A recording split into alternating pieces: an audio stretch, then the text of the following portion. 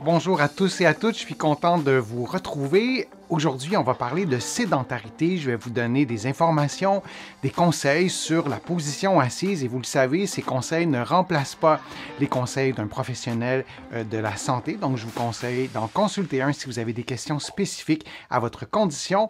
Vous allez trouver beaucoup des sujets, des items qu'on va aborder aujourd'hui. Dans mon livre « Lève-toi et marche », vous allez le trouver partout au Canada, en librairie et sur le web, et vous allez le trouver aussi de l'autre côté de l'Atlantique. Je vous mets le lien dans la description de la vidéo pour que vous puissiez le trouver facilement. Alors, lorsqu'on est assis devant l'ordinateur, comme c'est probablement votre cas en ce moment, devant la télé, pour lire aussi, ce sont des comportements sédentaires, et ces comportements sédentaires ont des effets sur la santé, et on va commencer par les effets sur la capacité cardio-respiratoire. Lorsqu'on monte un escalier rapidement, par exemple, on a besoin d'une bonne capacité cardio-respiratoire. Si on est très essoufflé ou si on n'est pas essoufflé du tout, ben on a une moins bonne ou une très bonne capacité cardio-respiratoire. Et lorsqu'on est longtemps en position assise prolongée, ben les capacités respiratoires risquent d'être diminuées chez les personnes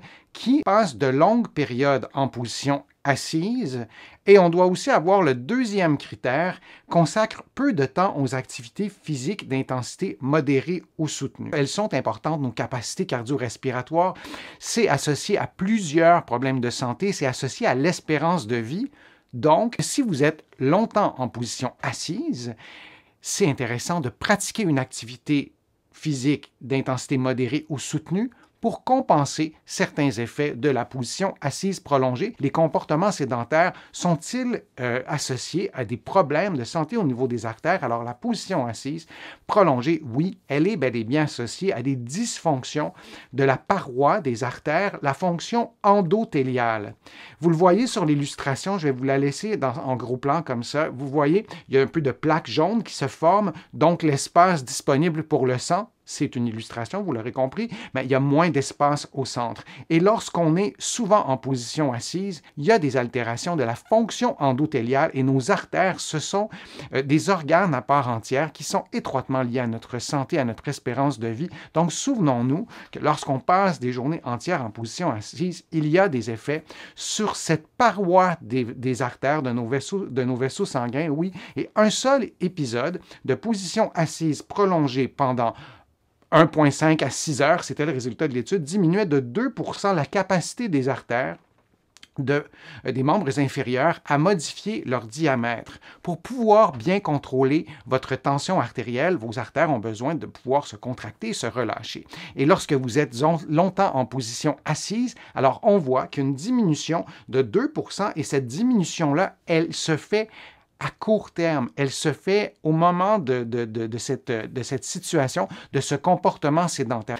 Et la position assise prolongée a des effets aussi sur vos muscles. Il y en a 600 dans votre corps. Alors, l'immobilité, ça a des conséquences d'abord biomécaniques. Ça a un effet négatif biomécanique. Si vous passez votre vie en position assise, et c'est le cas de plusieurs, eh bien, vos muscles, certains muscles, risquent d'être moins utilisés, peut-être de s'affaiblir, peut-être de perdre leur capacité à générer de la puissance. Donc, c'est logique, c'est relativement simple de visualiser ça. Je vous l'ai dit souvent, le muscle s'adapte à ce qu'on fait, mais s'adapte aussi à ce qu'on ne fait pas. Et lorsqu'on ne bouge pas, le muscle, lui, s'adapte d'une façon négative. Alors, c'est vraiment pas ce qu'on souhaite.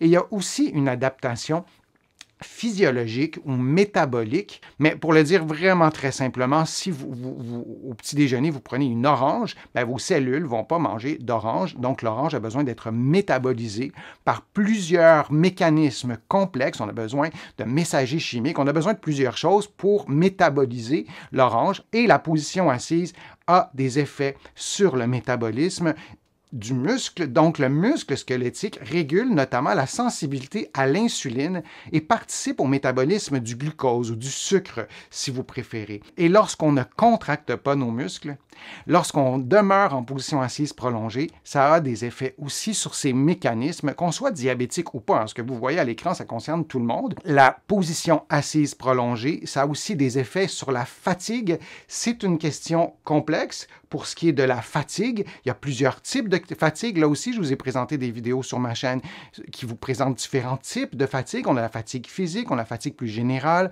on a la fatigue cognitive lorsqu'on a de la difficulté à se concentrer. Il y a plusieurs types de fatigue, mais ce que l'étude nous dit, les relations entre la fatigue perçue et les comportements sédentaires, ou si vous préférez la position assise, si on résume un peu, sont influencés par le type de fatigue mesurée, les caractéristiques de la personne, son état de santé, si la personne est en bonne santé ou pas, son niveau d'activité physique, si elle fait du sport régulièrement, si elle fait des activités physiques de faible intensité ou d'intensité modérée. Mais oui, le fait d'être longtemps en position assise peut y avoir des effets sur notre niveau de fatigue et sur la fatigue qu'on perçoit. Et là aussi, lorsqu'on prend des pauses régulièrement, lorsqu'on se lève, eh bien, on active nos muscles, on active notre circulation sanguine, on active aussi notre cœur d'une certaine façon. Alors, tous les items qu'on a vus sont activés et on active aussi notre cerveau lorsqu'on est en position prolongée. C'est assez rare qu'on est en position prolongée assise à l'extérieur. En général, c'est à l'intérieur. Donc, on se prive de la lumière.